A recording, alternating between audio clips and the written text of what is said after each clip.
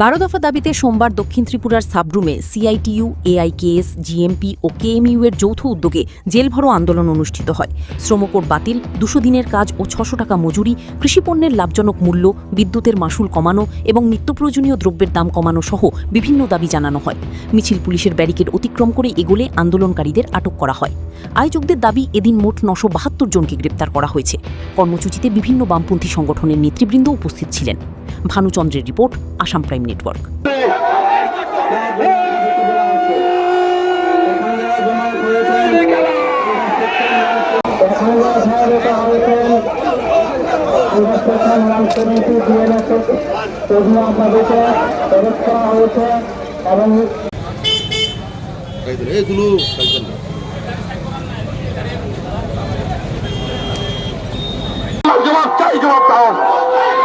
বিদ্যুৎ বাজার বৃদ্ধি কাজ ছাত্র রতল্লাহ জবাব চাই, জবাব দাও।